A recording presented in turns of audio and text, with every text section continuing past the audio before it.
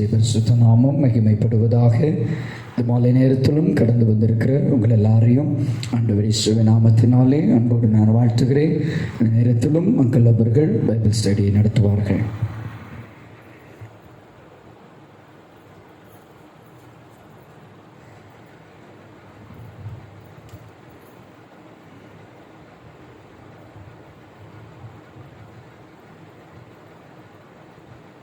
ஹல்லேலூயா. நான் கொஞ்ச நாளைக்கு பிறகு உங்களெல்லாம் பார்க்குறதுல மிக்க மகிழ்ச்சி. மீண்டுமாய் இந்த வாய்ப்பை தந்த அருமையான பிள்ளைகளுக்கு என்னுடைய நன்றியை தெரிவித்துக் கொள்கிறேன். நேரம் டாபிக்கு போயிடும். 4வது பாகத்திற்குள்ளாக வந்திருக்கிறோம். நான் எடுத்துக்கிட்டு இருக்கிறது என்னென்னா, நீங்கள் பைபிளை வாசிக்கும்போது உங்களுக்கு புரியும் வண்ணமாக அந்தந்த ஊர்களுக்கு உங்களுக்கு விசா இல்லாமலே பயணம் செய்துகிட்டு இருக்கோம். எந்த ஊருக்கு போய்கிட்டு இருக்கோம்? எந்த ஊருக்கு போகிறோம்? இஸ்ரேல் தேசம். எங்கே போயிருக்கோம்? இஸ்ரேல் தேசத்திற்கு நாம் போய் கொண்டிருக்கிறோம். புரியுதுங்களா? ஏற்கனவே நம்ம இதெல்லாம் பார்த்துட்டோம். 5 எத்தனை பெரிய சரித்திரம் அதெல்லாம் ஞாபகம் இருக்கா? சொல்ல முடியுமா?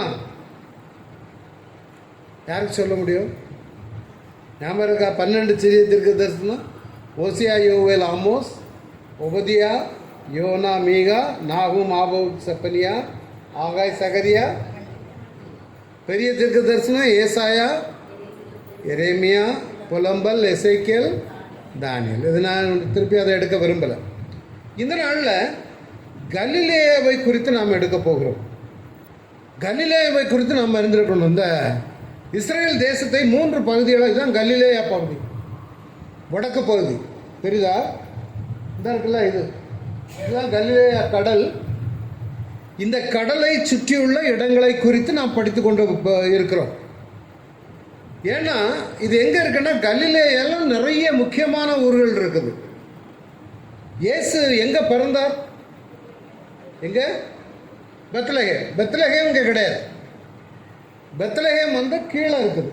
கீழே ஒரு கடல் இருக்குது பாருங்கள். இந்த கடல், சவக்கடல் பக்கத்தில் யூதேயா இருக்குது. இந்த இடத்துல தான் பெத்லகேம். அவர் வளர்ந்தது எங்க? நாசரேத். அப்படிதானே? இந்த நாசரேத் எங்கே இருக்குன்னா, இந்த கலிலேயா பகுதியில் தான் இருக்குது. இந்த நாசரேத்தை பற்றி கேளுங்க. பிலிப்பு என்பவன் யோவான் 1:44 பார்த்தீங்கன்னா, அந்திரேயா, பேதுரு என்பவருடைய ஊராகிய பெத்சாயிதா பட்டணத்தான். இந்த பெத்சாயிதா, மக்தலா, இந்த கப்பர்நகும், இந்த இடங்களெல்லாம் கலிலேயா கடலை சுற்றியுள்ள பகுதிகள். உதாரணமாக மத்தேயு, மார்க்கு, லூக்கா, யோவான் 4 சுவிசேஷ புஸ்தகங்களை வாசிக்கும் பொழுது உங்களுக்கு நல்ல புரியும். கலிலேயாவை சுற்றி தான் ஊழியங்கள் நடக்குது. அப்போ அவன் சொல்கிறான், நாத்தான்கள்கிட்ட சொல்கிறான், ஏப்பா அந்த பிரமாணத்தில் எழுதியிருந்தாங்கல்ல ஒரு தீர்க்கதரிசி வருவார்னு, மோசே. அவனை, அந்த ஆளை நாங்கள் பார்த்தோம். நாசரேத்து ஊரானுமாகிய இயேசுவை கண்டோம். அப்போதான் அவன் நாத்தான்வேல் கேட்குறான், நாசரேத்துலேருந்து ஒரு நல்ல காரியம் வருமோ? இப்போ நம்ம ஊரில் ஒரு மோசமான ஒரு கிராமம் இருக்குன்னு வைங்க, அங்கேருந்து இன்னார் வந்திருக்காங்கன்னு சொன்னால் சிலவங்க கேட்பான், அந்த ஊர்லேருந்து ஒரு நல்லவனா? அது மாதிரி தான் இந்த நாசரேத்து ஊரை குறித்து ஜனங்களுக்குள்ள அந்த ஊரில் இருந்து நன்மை உண்டாகுமோ? பிலிப்பு சொன்னான், நீ வந்து பாருடா. ஏன்னா அந்த யூதர்கள் எல்லாருமே எதிர்பார்த்து கொண்டிருக்கிறது யாருன்னா, மேசியா வருவார். இந்த மேசியா எங்கேருந்து வருவார் அப்படிங்கிறத நம்ம பார்க்க போகிறோம். அப்போ இயேசுக்கு நாத்தான்வேல் தமிழத்தில் வருகின்ற இதோ கபடற்ற உத்தம இஸ்ரவேலன் என்றார். புரியுது? இதான் அந்த இயேசு வளர்ந்த நாசரேத்து ஊர். பாலும் தேனும் ஓடுகிற கானான் தேசத்திற்குள்ளாக இதுதான் கலிலேயா கடல். முக்கியமாக இது மலைகளும் பள்ளத்தாக்குகளும் நிறைந்த தேசம். இந்த ஊரில் ரொம்ப முக்கியமான நீர்நிலைகள் கலிலேயா கடல் வேற என்ன இருக்குது? யோர்தான் நதி, அதாவது கலிலேய கடல் எங்கே இருக்குன்னா, இந்த கடல்லேருந்து நேர ஒரு நதி போகுது, யோர்தான் நதி. அந்த பக்கத்தில் சவக்கடல் இருக்குது. இந்த கானான் தேசத்தை 3 பகுதிகளாக பிரிக்கலாம்.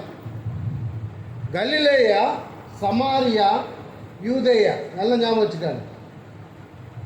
இந்த 3 நாடுகளுக்கும் வித்தியாசம் உண்டு. இந்த யூதேயா இருக்குல்ல, டெம்பிள் சிட்டின்னு சொல்லலாம். என்ன கேட்டீங்கன்னா, டெம்பிள் சிட்டின்னு என்ன? ஆலயம் அங்கே தான் இருக்குது. எங்கே இருக்குது ஆலயம்? எந்த ஊரில்? எருசலேமில். இன்னும் கேட்க போனீங்கன்னா கோல்டன் டெம்பிள் சிட்டின்னு சொல்லலாம். ஏன் கோல்டன் டெம்பிள் சிட்டி? எருசலேம் தேவாலயம் எப்படி இருக்கும்? ஃபுல்லாக கோல்டு தான். அந்த ஆலயத்திற்கு இந்த யூதேயாவை நான் சொல்லிட்டு கேட்போம். இந்த ஊர்க்காரங்களுடைய மனநிலை எப்படி இருக்கும்? இந்த கலிலேயாவில் உள்ளவங்களுடைய மனநிலை எப்படி இருக்கும்? சமாரியாவில் உள்ளவங்களுடைய மனநிலை எப்படி இருக்கும்? நம்ம ஊரில், இது நான் ஜாதியை பற்றி பேச வரல, நம்ம ஊரில் அக்ராகரம்னு கேள்விப்பட்டிருக்கீங்களா? அக்ராகரம்னா என்னது? இந்துக்களுடைய முக்கியமாக இந்த பிராமின் கம்யூனிட்டி இருக்கக்கூடிய இடம். அந்த இடத்த பற்றி என்ன நினைப்பாங்க ஜனங்களெல்லாம்? ஒரு உயர்வான எண்ணம் இருக்கு, அவங்களுக்கு ஒரு பெருமை இருக்கு. நான் அக்ராகரத்தில் உள்ளவன். இந்த அக்ராகரத்துக்குள்ளே வேற யாரும் போனாலே பார்ப்போம், ஏன்டா இவங்க வந்திருக்கிறான் அப்படின்னு. ஏன்?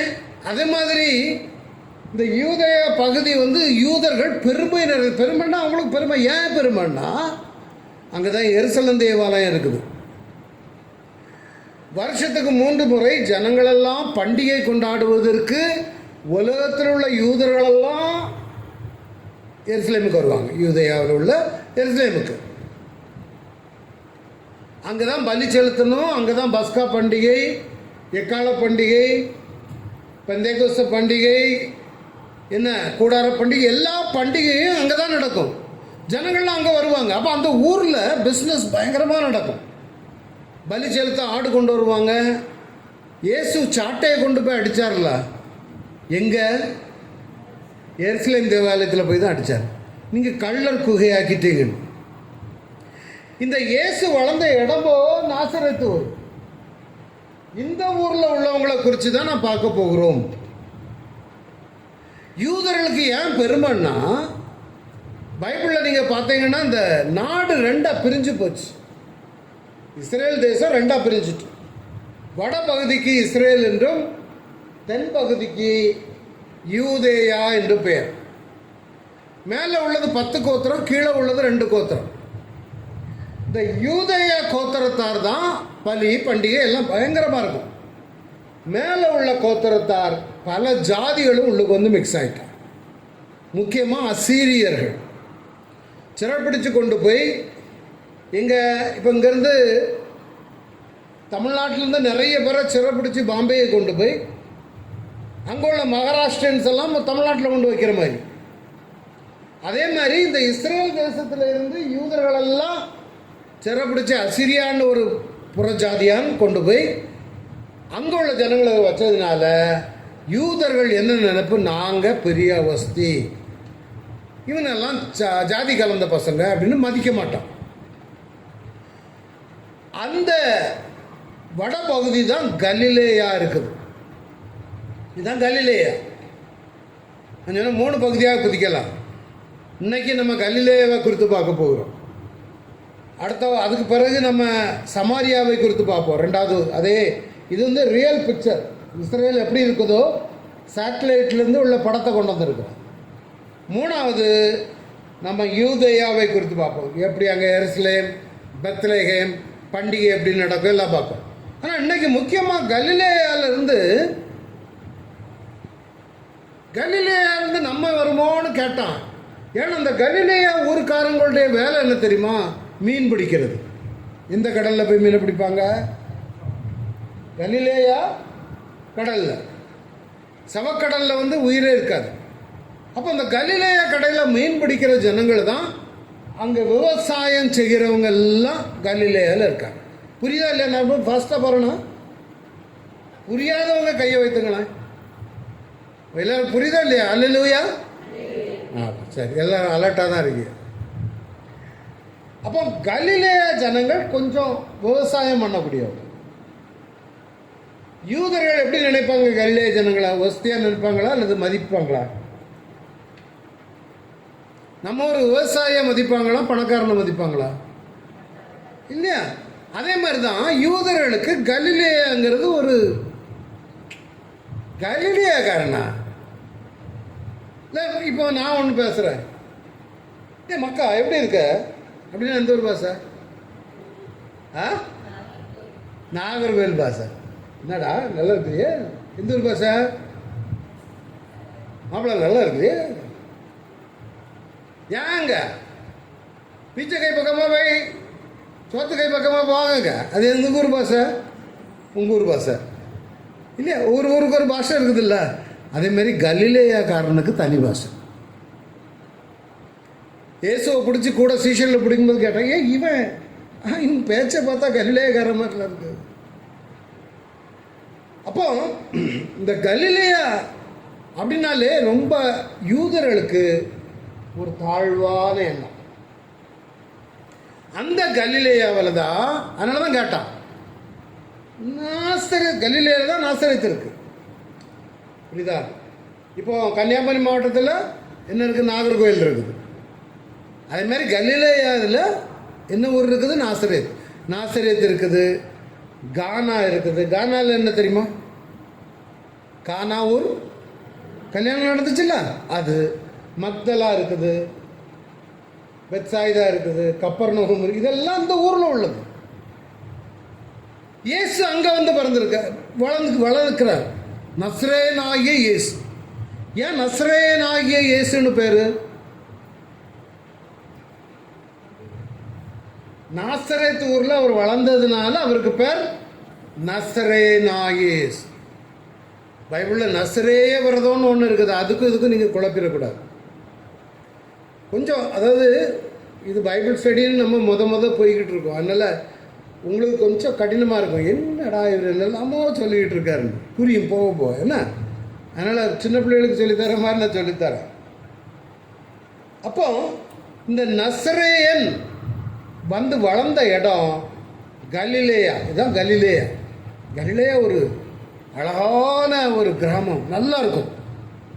ஒரு பக்கம் மீன்பிடி நடக்கும், இடது பக்கம் போனால் கடல். இப்படி நீங்கள் பார்த்தீங்கன்னா இந்த பக்கம் கலிலேயா கடல், நேர யோர்தான் நதி, இந்த பக்கம் மத்திய தரை கடல். அப்போ நீர்நிலைகள் இருக்குது. நல்ல அழகான ஒரு வேதத்தில் கலிலேயாவை குறித்து முக்கியத்துவம் இருக்குது. கலிலேயாவுக்கு ரொம்ப முக்கியமான இடம். யூதர்கள் கண்டுகொள்ளலை. ஏன் இயேசுவை பிடிச்சி கொண்டாங்க தெரியுமா? இந்த கலிலேயாக்காரன் ஒருத்தன் வந்து இங்கே வந்து நம்மளை சாட்டையை தூக்கி அடிக்கிறான். நான் யோசித்து பாருங்க. நம்ம ஒரு உதாரணத்துக்கு நான் சொல்கிறேன், இந்த டெம்பிள் சிட்டி தஞ்சாவூர் கோயில். அந்த கோயிலுக்குள்ளே ஒருத்தன் ஒரு சாதாரண ஒரு பாமரன் சாட்டையை கொண்டு போய் அடித்து அங்குள்ள பாதிரியாரெல்லாம் அடித்து கோயிலில் உள்ள பூசாரியெல்லாம் அடிக்கிறான்னு வைங்க. எனக்கு என்ன செய்வானுங்க? இவன் தேவ தூஷணம் பண்ணுறான்டா, இவனை அடித்து கொல்லுங்க. இயேசுவை அப்படி தான் கொண்டாங்க. ஆனால் அவங்களுக்கு தீர்க்க தரிசனம் தெரியாது. இயேசு அவருடைய எத்தனை வருஷம் ஊழியம் செய்தார்? இயேசு 3.5 வருஷம். இந்த 3 வருஷமும் இந்த கலிலேயாவை சுற்றி தான் இந்த பாமர மக்களின் மத்தியிலே ஊழியம் செய்தார். ஹல்லேலூயா. ஆனால் அவர் தேவனுடைய குமாரன்னு அவங்களால ஏற்றுக்கொள்ள முடியவில்லை. மத்தேயுவில் என்ன சொல்லியிருக்கு பாருங்க, நாசரேத்தை விட்டு செபுலோன் நாப்தலி. செபுலோன் நாப்தலின்னா யாரு தெரியுமா? யாக்கோபுக்கு எத்தனை பிள்ளைகள்? யாக்கோபுக்கு எத்தனை பிள்ளைகள்? 12 பிள்ளைகள் இல்லையா? அதில் 2 பேர் தான் செபுலோன் நாப்தலி. யோசுவா நாடை பிரித்து கொடுக்கும் பொழுது இந்த கலிலேயா பகுதி தான் செபுலோன் நாப்தலி பகுதிகள். செபுலோன் நாப்தலி என்ற நாடுகளின் எல்லைகளில் இருக்கும் கடற்கரைக்கு அருகான கப்பர்நகூமிலே, கடற்கரை இருக்குல்ல இந்த கலிலேயா கடல், அதுக்கு ஊரில் பக்கத்தில் கப்பர்நகூம்னு ஒரு ஊர். கப்பர்நகூமை பற்றி கேள்விப்பட்டிருக்கீங்களா? ஒரு ஆளுக்கு மாமியார் வீடு அங்கே இருந்துச்சு. ஒரு ஆளுக்கு மாமியாருக்கு ஜுரமாக இருந்தாங்க. பேதுரு. அப்போ யார் வீடு அங்கே இருக்கு? பேதுரு வீடு இருக்குது. இந்த கலிலேயாவில் இருந்து தான் முதல் முறையாக இயேசு சீஷர்களை எடுக்கிறார். இயேசு 12 பேரை ஒரு பக்கத்துக்கு பக்கபலமாக 12 பேரை, இந்த பக்கம் 6 இந்த பக்கம் 6 இதை வச்சுக்கிட்டு தான் அங்கெல்லாம் ஊழியம் செய்கிறாரு. அவர் பேர் பிரசித்தம் ஆயிட்டு. மரித்தோரை எழுப்புறாரு, வியாதியஸ்தர்களை குணமாக்குறாரு. இடையிடையே அங்கே எருசலேமுக்கு போய், எருசலேம் அங்கே இருக்குது, தங்கக்காலாம் இருக்கிற இடம், அதான் எருசலேம். இங்கேருந்து படாது, இங்கே சமாரியா நடுவில் நீங்கள் இருக்கிற இடம், இந்த குணமணி சிஸ்டர்லாம் இருக்கிற இடம், இது சமாரியா, அது வந்து யூதேயா. இவர் இங்கே தான் வேலை, இவருக்கு வேலை எல்லாமே இங்கே தான். இதை பற்றி நீங்கள் பார்த்தீங்கன்னா முதல் மத்தேயு, மார்க்கு, லூக்கா இந்த 3 புஸ்தகத்துலையும் இதை பற்றி எழுதியிருக்கும். யார்? சீஷர்களை தெரிந்தெடுக்கிறார். இந்த சீஷர்களை கூட்டிகிட்டு அங்கே போவார், எங்கே? கோயில் இருக்கிற இடத்துக்கு. ஏன் இந்த வந்துட்டாண்டோ மீன்பிடிக்காரனும் அவன் கூட்டமோன்னு சொல்லி அவங்களுக்கு கோவம். அப்போ கடற்கரை அருகிலும் யோர்தானுக்கு அப்புறத்திலும் உள்ள செபுலோன் நாடும் நாப்தலி நாடும் ஆகிய புறஜாதியாருடைய கலிலேயாவிலே இருளில் இருக்கும் ஜனங்கள் பெரிய வெளிச்சத்தை கண்டார்கள். அதுவரை இவங்களுக்கு வெளிச்சம் இல்லை, இருளில் இருந்தாங்க. இப்போ பெனியேல் சர்ச்சுக்கு வந்தவர்கள் இருளிலிருந்து ரட்சிக்கப்பட்டு வெளிச்சத்தை கண்டார்கள் சொல்கிற மாதிரி, கலிலேயா பகுதியில் உள்ளவங்கெல்லாம் இருளில் இருந்தாங்க, விக்கிரகம் பண்ணி கும்பிட்டுக்கிட்டு இருந்தாங்க.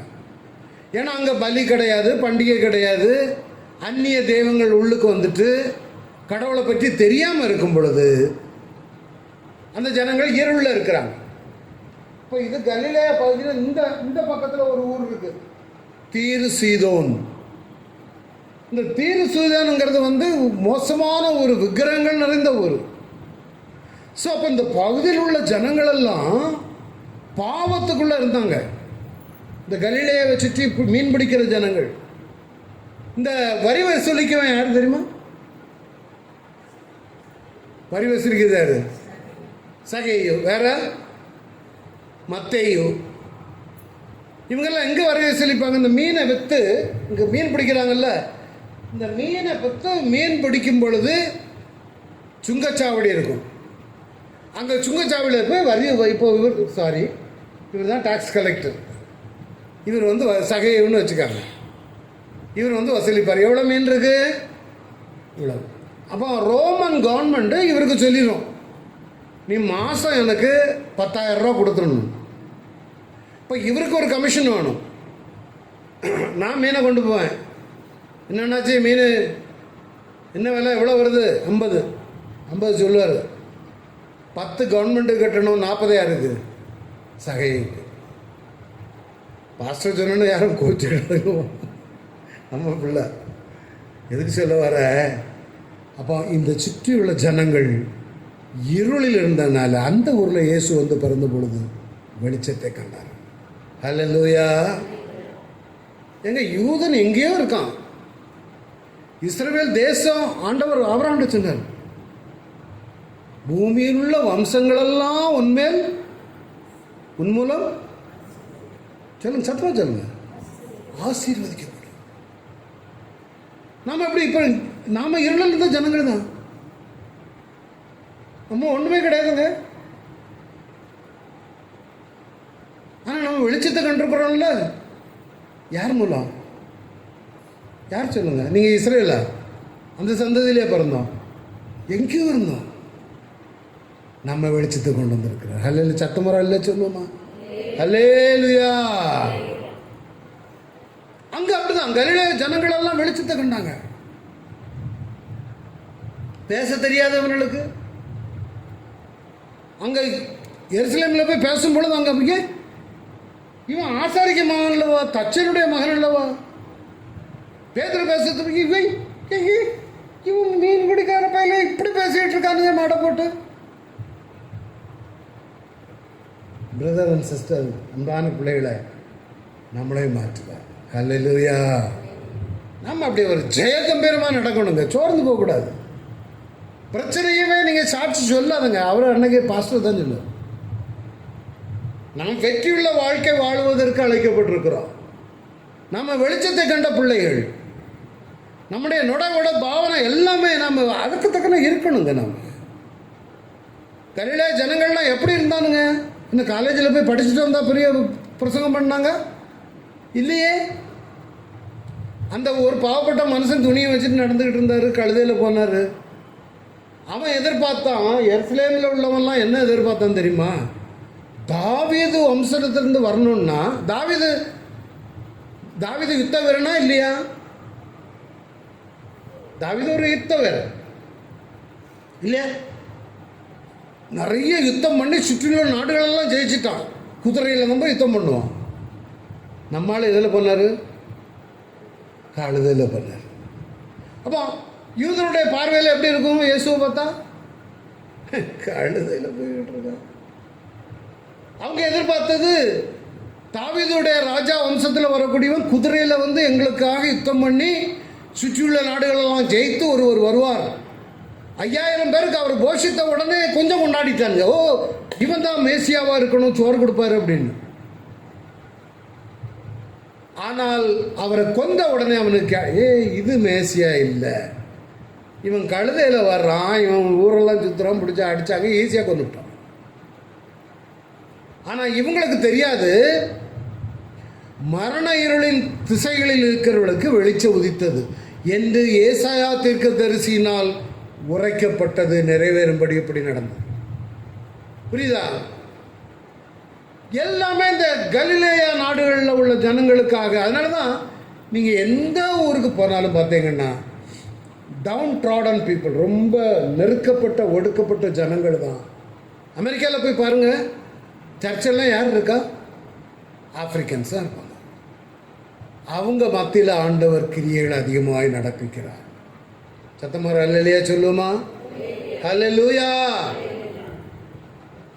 இயேசுடைய பொதுவான ஊழியமே இந்த கலிலேயா ஊருக்குள்ள தான் நடந்துச்சு. 32 பேரபிள்ஸ், ஓமானம் தானே, ஓமைகள். 32 ஓமைகளில் 19 ஓமைகள் இந்த கலிலேயா பகுதியை சுற்றி நடந்த சம்பவங்கள். உங்கள் கண்ணு முன்னால் மேலே கலிலேயா, சமாரியா, யூதேயா ஞாபகம் வச்சுக்காங்க. நம்ம சர்ச்சை 3 பிரிச்சிருக்கோம். நான் கலிலேயா பகுதியில் நிற்கேன். இதில் 19 ஓமானங்கள், 33 மிரக்கிளில், 33 அற்புதங்களில் 25 கலிலேயாவை சுற்றி நடந்தது. அதுதான் ஏசாயாவில் சொன்னபடி இந்த பாருங்க, ஏசாயா தீர்க்க தரிசனம் உரைக்கப்பட்டது. அது என்னன்னா, இதுதான் வசனம். செபுலோன் நாட்டையும் நாப்தலி நாட்டையும் இடுக்கமாக இனப்படுத்தின முந்தின காலத்தில் இருந்தது போல இருண்டிருப்பதில்லை. மஞ்சள் கலரில். ஏனென்றால் அவர் கடற்கரை அருகிலும் யோர்தான் நதியோரத்திலும் உள்ள புற ஜாதியாருடைய கலிலேயாவாகிய தேசத்தை பிற்காலத்திலே மகிமைப்படுத்துவார். இவர் மகிமைப்படுத்துவாருங்கிறது யூதர்களுக்கு தெரியல. இந்த கானா ஊரில் தான் முதலாவது அவர் செய்த அற்புதம் என்னது? முதல் அற்புதம் என்னது? தண்ணீரை ரசமாக. எந்த ஊரில் நடந்தது? கானான் தேசத்தில். வேற இன்னும் ஒன்று, மத்தேயு 5ஆம் அதிகாரத்தில் என்ன இருக்கு தெரியுமா? யாருக்கா தெரியுமா? என்ன பிரசங்கம்? மலை பிரசங்கம்.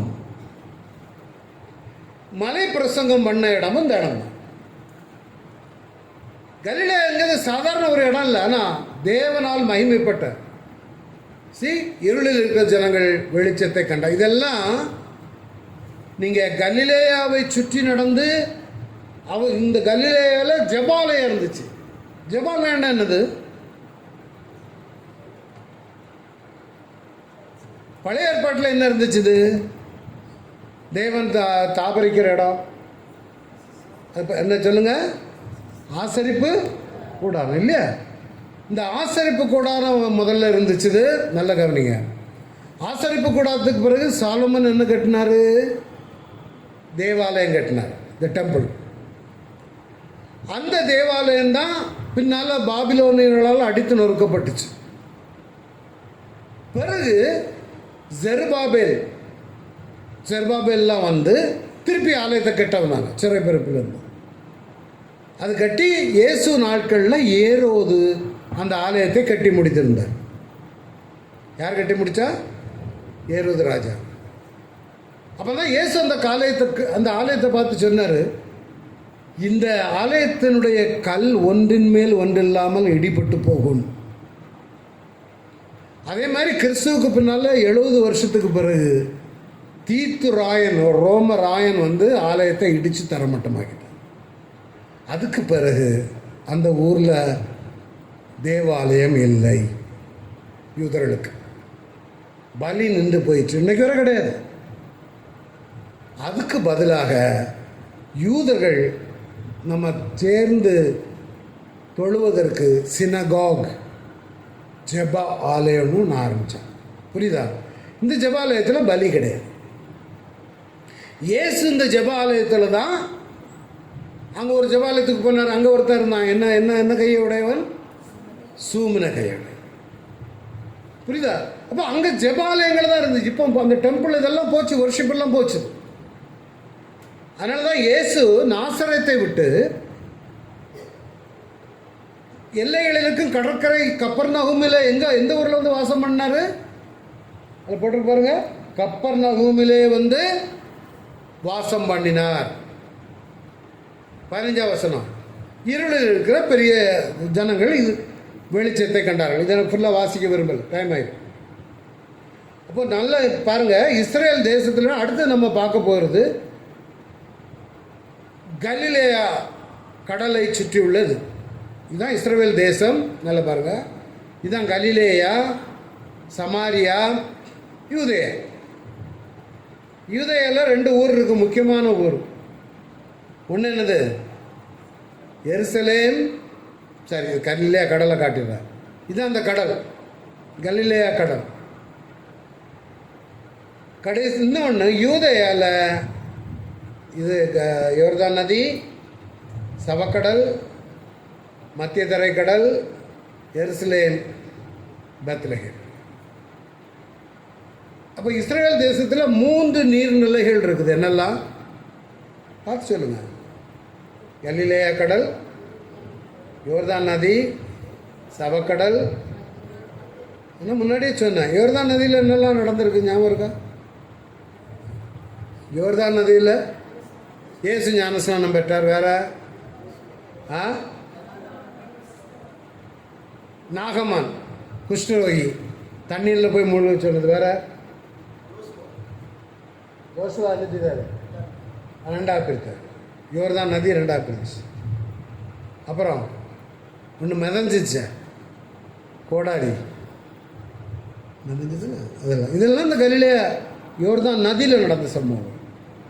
சவக்கடல் இப்போவும் இருக்குது. அங்கே தான் சோதோம் குமாரோ பட்டணம் இருந்துச்சு.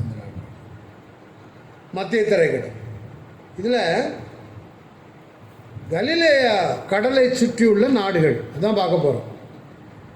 கோராசின், கப்பர்நகூம், மக்தலா, கெனேசரத், கானா, திபேரியா, இதெல்லாம் இந்த பெத்சாயிதா, இதெல்லாமே புதிய ஏற்பாட்டில் நீங்கள் வாசிக்கக்கூடிய பட்டணங்கள். படிச்சிருக்கல? தெரியுமா இல்லையா? எத்தனை பேருக்கு தெரியும் இதில் உள்ள பட்டணங்கள்? வேற வாசிருப்பீங்கல்ல, பைபிள் வாசிக்கும் போது வரணும். அந்த ஊர்லாம் கப்பர்நகூம் ஊருக்கு போனார். இந்த கலிலேயா சுற்றி நிறைய இடங்கள் இருக்குதுப்பா. இந்த கலிலேயா இதுதான் நம்ம கலிலேயா கடல் இந்த இடத்துல இருக்குது. அங்கே மேலே ஒரு 200 மலை இருக்குது. அங்கேருந்து தான் அந்த தண்ணீர் இந்த இடத்துல தான் உருவாகி வருது. இந்த மேலே மலையிலேருந்து இந்த தண்ணி கீழே கலிலேயாவில் வந்து கடந்து அங்கேருந்து ஓவர்ஃப்ளோ ஆகி யோர்தான் நதி வழியாக கலிலே சவக்கடலில் போய் சேரும். இங்கேருந்து அந்த நதி உருவாகிறது. இதுதான் அந்த கலிலேயா கடல். இதை சுற்றி தான் ஒரு ஊழியம் செய்தார். இந்த கடலில் இருந்து ஒரு மீன் பிடிப்பாங்க. அந்த மீன் இப்போ விற்கிறான். என்ன பேர், என்ன மீன் பேர் தெரியுமா? பீட்டர்ஸ் ஃபிஷ், பேதருடைய மீன். யூதர்கள் மீன் பிடிச்சாங்கல்ல, இந்த கடற்கரை ஓரத்தில் தான் பிள்ளைகளே எனக்கு ஏதாவது தாருங்க அப்படின்னு கேட்டார். இயேசு இங்கே தான் தீ மூட்டிட்டு அங்கே உட்காந்துருக்காரு. இதெல்லாம் இங்கே தான் லூக்கா 5ஆம் அதிகாரத்தில் பார்த்தீங்கன்னா இது பாருன்னா பேதுரு, நான் பாவியான மனுஷன் என்னை விட்டு போயிடுவேன் கடற்கரையில் போட்லேருந்து பிரசங்கம் பண்ணார். அவருக்கு பொல்பிட்டது போட்டு. ஸோ இந்த கலிலேயா கடல் ஒரு முக்கியமான கடல். வேற அந்த கலிலேயா கடலில் என்ன நடந்துச்சு என்ன போட்டிருக்கேன் பாருங்க. இயேசு இந்த கடலில் தான் நடந்தார். என்ன இப்போ இந்த கடலில் இந்த பக்கம் இங்கே இருந்தாங்க. அங்கே இருக்கும்போது ஆண்டவர் சொன்னார், நீங்கள் போங்க, நான் பிறகு வரேன். அப்போ ராத்திரி ஆயிடுச்சு, ஒரு போட்டு தான் நிற்குது. சீஷர்களை சொல்லிட்டா, நீங்கள் போங்க, அக்கறைக்கு போங்க, நான் பிறகு பார்க்கலாம். இவங்களும் போயிட்டாங்க, வேற போட்டு கிடையாது. இந்த மனுஷன் என்ன செய்துட்டார், ராத்திரி தண்ணிக்கு மேலே நடந்து வந்துக்கிட்டு இருக்கார். அதனால தான் இவ்வளோ ஆச்சரியப்பா. இந்த தான் பேதுரு கேட்டான், என்ன சொன்ன, நானும் வரட்டுமா, இப்போ நானும் வரட்டுமா, வா. இறங்கல, 2 அடி வச்சான். என்ன ஆகி போச்சு, கீழே பார்த்துட்டான், துவக்குன்னு தண்ணிக்குள்ளே போயிட்டான். இது எங்கே நடந்துச்சு, இது கல்லையா. இந்த கடலை பற்றி உங்களுக்கு நல்லா தெரிஞ்சுக்கணும். கல்லையா கடல் நல்ல ஞாபகம் வைங்க. இது என்ன கடல், அங்கே ஒரு கடல் இருக்கு. என்ன கடல், சத்தமா, சவக்கடல். இந்த பக்கம் மத்திய தரை கடல். இதெல்லாம் கண்ணு முன்னாடி அப்படியே வச்சுட்டு பைபிளை படிங்க, அப்படியே உள்ளுக்காரங்க.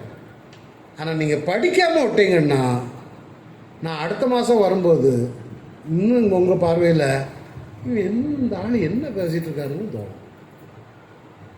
தயவுசெய்து போய், அதாவது எல்லாம் புரியாதுப்பா. பைபிளை நீங்கள் வாசிக்கும்போது எல்லாம் உங்களுக்கு புரியாது. எல்லாருக்குமே அப்படி தான்.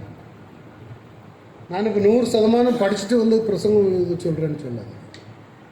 ஆனால் எவ்வளவுக்கு நீங்கள் வாஞ்சியாக இருக்கீங்களோ அவ்வளவுக்கு உங்களுக்கு கண்களை ஆண்டவர் திறப்பார்.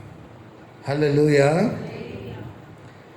ஒரு சின்ன சாட்சியை சொல்லிட்டு, பைபிள் ஸ்டடியில் ஒரு சாட்சி. என் மகளை ஆஸ்பத்திரிக்கு கூப்பிட்டு போனேன். ஒரு பெரிய டாக்டர், அவர்கிட்ட அப்பாயின்மெண்ட் கிடைக்கிறதே பெரிய கஷ்டம். மெட்ராஸ்லேருந்து அனுப்புகிறாங்க. டெஸ்டெல்லாம் பண்ணார், எல்லாம் முடிஞ்சுது. கடைசி ரிசல்ட் எல்லாம் பார்த்து பேசி முடிச்சுட்டு நான் எழுந்து வெளியே வரும்போது கேட்பார், நீங்கள் இன்னும் மெடிக்கல் ஃபீல்டில் தான் இருக்கீங்களா, என்ன பண்ணுறீங்க? நான் சொன்னேன், இல்லை மெடிக்கல் ஃபீல்டில் இல்லை டாக்டர், நான் இப்போ பைபிள் டீச் பண்ணிகிட்டு இருக்கேன். பைபிள் டீச் பண்ணிகிட்டு இருக்கேன்னு சொல்லி முடியவும் ஓடி கையை பிடிச்சிட்டார். பிடிச்சிட்டு வாங்க வாங்க வாங்க வாங்க, உட்காருங்க உட்காருங்க, I want to talk to you. என்ன, ரகசிய வருகையை பற்றி கொஞ்சம் சொல்லித்தாங்க. 1.5 மணிக்கூர் நான் அவரோட பேசியிருக்கேன். 1.5 மணிக்கு நான் எதிர்பார்க்கல. ஒரு புக் எடுத்துட்டார், என் முன்னால் போட்டார். ஒரு இவ்வளோ நீள புக்கு பேஷண்ட்டுகளுக்கு வரைஞ்சி காட்டுறதுக்கு வச்சுருக்காரு. அந்த புக்கை என்கிட்ட கொடுத்து ஓப்பனாக ஒரு பக்கத்தை கொடுத்து நான் எழுதி இதெல்லாம் எழுதி சொல்லி கொடுத்தேன். ஹோல் பைபிளையும் சொல்லி கொடுத்துட்டு வந்துட்டேன். அப்போ அவர் கேட்டார், இதெல்லாம் எப்படி படிச்சீங்க நீங்கள்? நான் தாகமாக இருந்தேன், எனக்கு சொல்லி கொடுத்தாரு. நீங்கள் தாகமாக இருந்தீங்க, ஆண்டவர் என்ன அனுப்பியிருக்காரு உங்கள்கிட்ட. ஹல்லேலூயா. நீங்கள் தாகமாக இருந்தீங்க, என்ன அனுப்பியிருக்காரு? என் மகா சிக்கு தான், ஆனால் என்ன கொண்டு வந்தது உங்களுக்கு தெளிவுபடுத்த. அவர் தெளிவாயிட்டாரு. பைபிள் அப்படி ஆர்சி தான். அவருக்குள்ள ஒரு முக பிரகாசம் வந்துட்டு பாருங்க. நான் உங்கள் பைபிள் ஸ்டடிக்கு நான் ஒழுங்காக வர்றேன் அப்படின்ட்டார். என்ன, தாகம் உள்ளவனுக்கு தான் தண்ணீரை கொடுப்பாரு. நீங்கள் என்னல்ல, உங்கள் வாழ்க்கையில் சுபிட்சை வரணுன்னா அங்கே எனக்கு ஆண்டி ஜெபம் பண்ணுங்க, நான் கஷ்டப்படுறேன். நீங்கள் ஆண்டவரோட பேசுங்க, பைபிளை வாசிக்க, ஜெபம் பண்ணுங்க, கீழ்ப்படிங்க. அங்கே தான் ப்ராப்ளம். கீழ்ப்படியாமல் நம்ம எல்லாம் வாசிக்கிட்டு டப்புன்னு ஒரே வாயிலிருந்து என்ன வரக்கூடாது சொல்லுங்க, என்ன வரக்கூடாது ஒரே வாயில, கிணத்துல இருந்து ஒன்றும் அலக்கல்ல, தித்திப்பும் கசப்பும் வரக்கூடாது. இந்த நாவனால தான் நம்ம தேவனை ஆசீர்வதி ஜபிக்கிறோம். Just obey God. நீங்கள் கீழ்ப்படிஞ்சு பாருங்கள், கர்த்தர் ஆசீர்வாதத்துக்கு. இருளில் வாழ்கிற ஜனங்கள் பெரிய வெளிச்சத்தை கண்டாங்க. ஸோ நம்ம டாபிக் வந்துடுறேன். இந்த நதியை பற்றி பார்த்தீங்கன்னா, கலிலேயா கடல் எர்மோன் மலையடிவாரத்திலிருந்து புறப்பட்டு 13 மைல் நீளம், 8 மைல் அகலம். கெனேசரத்து கடல், இதுக்கு பேர் கெனேசரத்து கடல்.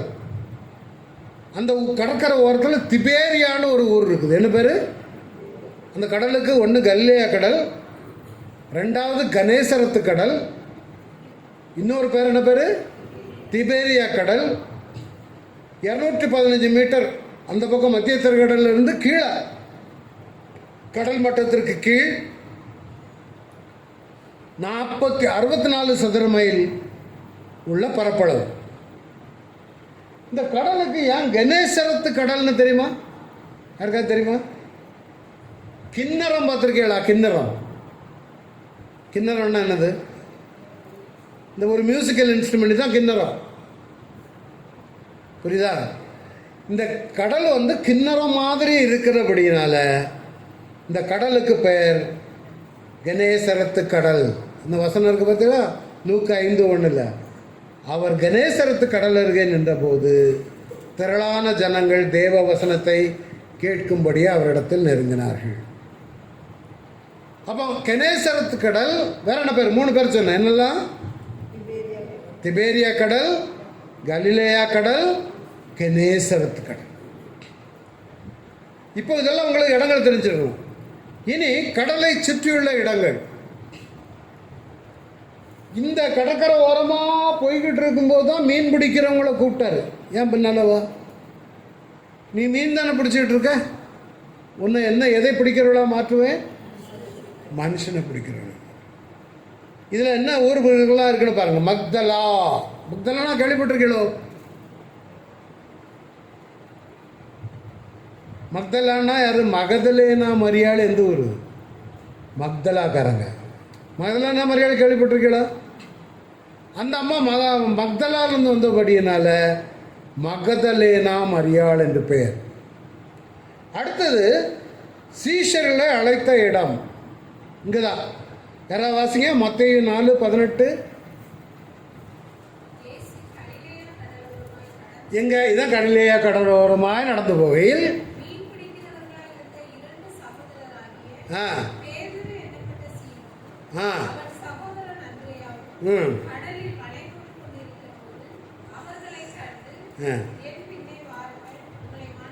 போதும். புரியுதா? இப்போ பாருங்க, அந்த கடற்கரை ஓரத்தில் நீங்களும் அப்படியே போங்க. மீன் பிடிக்கிற அந்த சீஷர்களை அழைத்த இடம். அடுத்தது ஒரு ஊரில் போய் நாசரேத்து ஊரில் இருந்து இன்னொரு ஊரில் தங்கினார்னு வாசித்தோம். எந்த ஊர்? பேதுருக்கு ஊர் தான், கப்பர்நகும். கடற்கரையில் அந்த பக்கம் இருக்குது. புரியுதா? அப்புறம் பெத்சாயிதா இங்கே இருக்குது. இங்கே தான் 5000 பேரை போஷித்த இடம். எல்லாம் கடற்கரை சுற்றி தான் அற்புதம் நடந்துச்சு. வேற ஏதாவது தெரியுமா? ஞாபகம் இருக்காது. ஒரு மனுஷன், பிசாசு பிடிச்ச மனுஷன் இருந்தானே, கல்லறையில் அசுத்த ஆவி. இது கடற்கரைக்கு அந்த பக்கம். என்ன என்ன ஞாபகம் இருக்கா? பந்தியல் கடலில் போய் விழுந்துச்சுத. கெனேசரத்து திபேரியா. ஸோ இதுக்கு பேர், அந்த ஊரில் கெனேசரத்துன்னு ஒரு ஊர் இருக்குது. கெனேசரத்து கடல். திபேரியா இருக்கிறதுனால திபேரியா கடல். கலிலேயா இருக்கிறதுனால கலிலேயா கடல். இந்த ஒவ்வொரு ஊருக்கும் ஒரு வித்தியாசங்கள் உண்டு. அதான் சொன்னேன். 12 சீஷர்களை தெரிந்தெடுத்தார். அப்படிதானே? லூக்கா 6 இருக்குது. லூக்கா 6:14-16 வரை பார்த்தீங்கன்னா இந்த இடங்களை சுற்றி தான் அவர் சீஷர்களை தெரிந்தெடுத்தார். சரி பாருங்க, மத்தேயுல பார்த்தீங்கன்னா பேதுரு, அந்திரேயா, இவங்கெல்லாம் அந்த கடற்கரை ஓரத்தில் உள்ளவங்க. பார்த்தாங்க பேதுரு, அந்திரேயா, அப்புறம் செபதேயு மகன் யாக்கோபு, சகோதரன் யோவான், இவங்க எல்லாருமே இந்த சுற்றியுள்ள கிராமங்களில் உள்ளவர்கள். அப்போ அப்போ ஒன்று நல்லா ஞாபகம் வச்சுக்காங்க, இந்த 12 சீஷர்களும் இயேசுவுக்கு சொந்தக்காரங்க. ஒன்று சொந்தக்காரங்க அல்லது உள்ளூர்காரங்க, யூதேயாவிலேருந்து யாருமே கிடையாது. அடுத்தது, பின்பு இயேசு கலிலேயா இங்கே சுற்றி நடந்து எத்தனை வருஷம்? 3.5 வருஷம் அவர்களுடைய ஜெபாலயங்களில் உபதேசித்து. அது என்னது ஜெபாலயம்னா? வழிபாட்டு கூடாரத்துக்கு பதிலாக வந்த ஆலயம். சுவிசேஷத்தை பிரசங்கித்து ஜனங்களுக்கு உண்டாயிருந்த சகல வியாதிகளையும் நோய்களையும் சுஸ்தமாக்கினார். புரியுதுங்களா? இப்போ மார்க் 5ஆம் அதிகாரம் எடுங்க, 1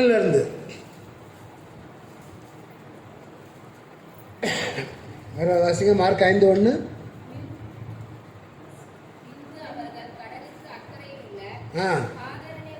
கதரேனருடைய நாடு. அதான் கதரேனருடைய நாடு. இந்த இருக்கு பாருங்க, அந்த பக்கம். வந்தா அவர் படவிலிருந்து இறங்கின உடனே, அவர் படவிலிருந்து இறங்கின உடனே என்ன தெரியுமா? இங்கேருந்து அங்கே போயிருக்காரு. இங்கேருந்து அங்கே போய் இறங்கும்போது அங்கே தான் ஒரு அசுத்தாவி பிடிச்ச ஒரு மனுஷன் இருக்கான். கதனேயருடைய நாடு அந்த இடத்துக்கு பேர். வந்தான்.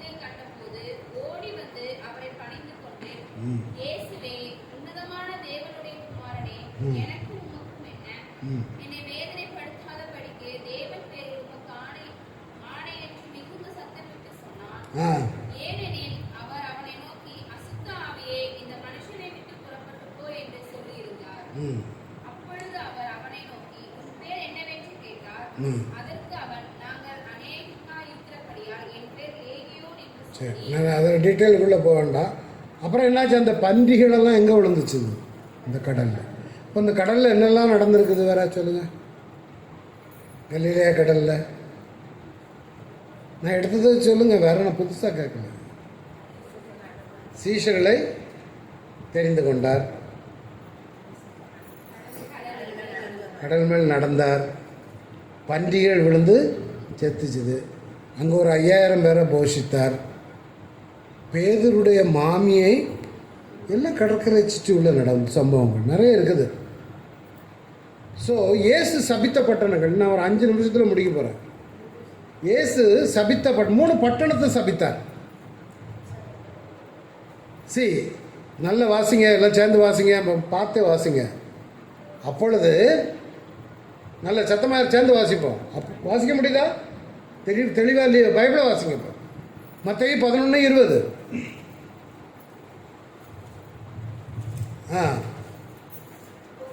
அப்பொழுது தமது பலத்த செய்கைகளில் அதிகமானவர்களை செய்ய கண்ட பட்டணங்கள் மனம் திரும்பாமற் போனபடியினால், அப்போ பலத்த செய்கைகளை பார்த்த பட்டணங்கள். நம்ம காலத்தில் சொல்ல போனால் நல்ல செய்திகளை கேட்ட ஜனங்கள், ஆண்டவர் அற்புதம் செய்தும் எல்லாவற்றையும் கேட்ட ஜனங்கள் மனம் திரும்பாமல் போனபடியினால் அவைகளை அவர் கடிந்து கொள்ள தொடங்கினார். எதெல்லாம் பாருங்க, கோராசினே, அது அங்கே தான் இருக்குது. கோராசின் அந்த இருக்கு பாருங்க. கோராசின்ல நிறைய அற்புதம் செய்தார். 5000 பேர் அந்த பக்கம் தானே போஷித்தாரு. பன்றிகள் எல்லாம் விழுந்துச்சுது. மரித்து போன லாசரு, நாயின் ஒரு விதவை, எல்லாமே இங்கே தான். லாசரு அங்கே பெத்சாயிதா, அது வேற இடம். இதெல்லாம் பார்த்த பிறகும் மனம் திரும்பலை. கொராசினே உனக்கு ஐயோ. அடுத்தது, உங்களில் செய்யப்பட்ட பலத்த செய்கள். அவர் என்ன சொல்றாரு?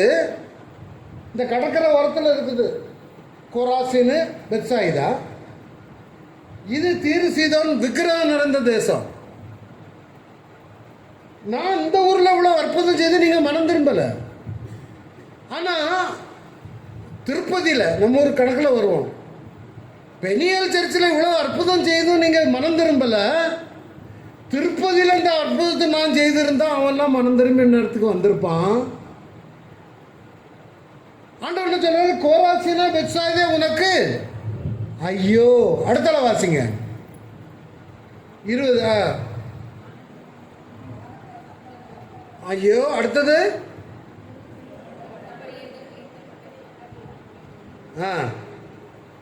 தீர்சிதோன். அடுத்து இன்னொரு பட்டணம் இருக்கு பாருங்க, கப்பர்நகூம். என்ன போட்டிருக்குது? வானபரியந்தம் கப்பர்நகூமே, உன்னில் செய்யப்பட்ட பலத்த செய்கைகள் சோதோமிலே செய்யப்பட்டிருந்ததனால். சோதம் குமார் அங்கே இருக்கு, கலிலேயா கடல் இருக்கு பார்த்தீங்களா? அதான் ஏன் கப்பர்நகூமே, நீ வானபரியந்தம் உயர்த்து பிரமாதமாக ஒன்று வச்சிருந்தேன். நான் உனக்கு எவ்வளோ அற்புதம் செய்தேன். இந்த அற்புதத்தை அங்கே சோதம் குமாராவுக்கு செய்திருந்தா அவன் மனம் திரும்பி நல்லா வந்திருப்பானே. புரியுதா? நியாயத்திற்கு நாளில் உனக்கு நேரிடுவதை பார்க்கணும், சோதம் நாட்டிற்கு நேரிடுவது லகுவாக இருக்கும். நம்மகிட்ட ஆண்டவர் எதிர்பார்க்கறது இன்னைக்கு நாம் நிறைய பெற்றுக்கொண்டோம். நம்மிடத்திலிருந்து கனிகளை எதிர்பார்க்கிறோம். இன்னைக்கு ஏன் அநேக குடும்பங்கள் சபைக்கு போயும் ஐயோங்கிற நிலைமையில் இருக்கு தெரியுமா? ஏன்? கீழ்ப்படியாது.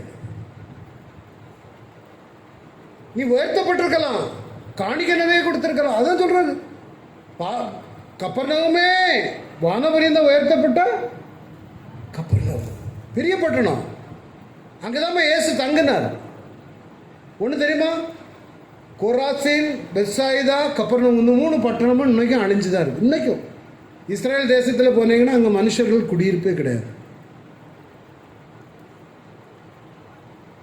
இன்றைக்கு நமக்கு கொடுக்கிற கடைசி எச்சரிக்கை, எவ்வளவுக்கு நாம் கீழ்ப்படுகிறோமோ அவ்வளவாய் நம்ம ஆசீர்வதிப்பார். உண்மையா இல்லையா? எல்லாரும் எழும்பி நின்று ஜெபிக்கிற டைம் ஆயிடுச்சு.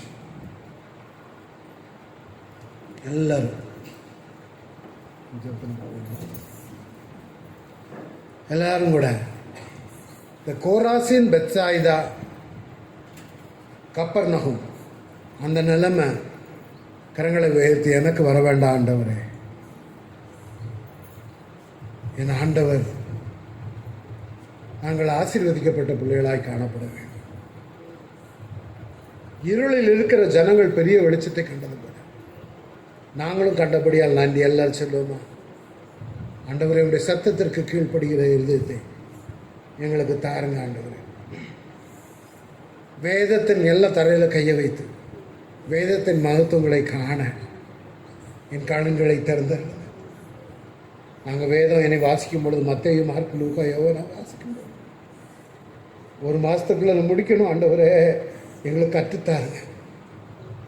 வேதத்தின் மகத்துவங்களை காணணும் ஆண்டவர். நாங்கள் பேதுருவை பார்க்கணும், அங்கே அந்திரேவை பார்க்கணும், சீமோனை பார்க்கணும், சீமோன் பேதுருவை பார்க்கணும், பிலிப்பை பார்க்கணும், நாத்தானுவேலை பார்க்கணும் ஆண்டவர், யோவானை பார்க்கணும் ஆண்டவரே. இந்த ஊர்களுக்கெல்லாம் எங்களை கூட்டிட்டு போனபடியால் நன்றி ஆண்டவரே. நாங்கள் கண் முன்னாக அந்த காட்சிகளை கொண்டு வந்து இன்னும் அதிகமாக தியானித்து வேதம் எங்களுக்குள்ளாக இறங்க போகிறபடியால் நன்றி ஆண்டவரே. அந்த பிள்ளைகளை ஆசீர்வதிக்கிறேன். ஒரு பிள்ளைகளும் சொட போகக்கூடாது. எல்லாரும் வேதத்தில் அப்படி கண்ணா இருக்கணும் ஆண்டவரே. Thank you for the miracle father. செய்த அற்புதத்திற்காக நன்றி. ஒவ்வொருவரையும் இயேசு நாமத்தில், சிறு பிள்ளைகள், பையங்க, வாலிப பிள்ளைகள், அம்மாமார் எல்லாரும் இயேசு நாமத்தில் ஆசீர்வதிக்கிறேன். 119:18 சொல்றபடி வேதத்தின் மகத்துவங்களை காண என் கண்களை திறந்தவண்ணமாக எல்லாருடைய கண்களும் திறக்கப்பட்டு நாங்கள் இன்னும் கனி கொடுத்தாண்டவர் உம்மிடத்திலிருந்து ஆசீர்வாதங்களை பெற்றுக்கொள்ள கருவிச்சு ஆசீர்வதிங்க வழி நடத்துங்க. அந்த இயேசுவின் மூலம் பிதாவே, என் ஆத்மாவே கர்த்தரை முழுமே பரிசுநாமம் கிறிஸ்து, என் ஆத்மாவே கர்த்தரை கர்த்தர் தேங்க்யூ.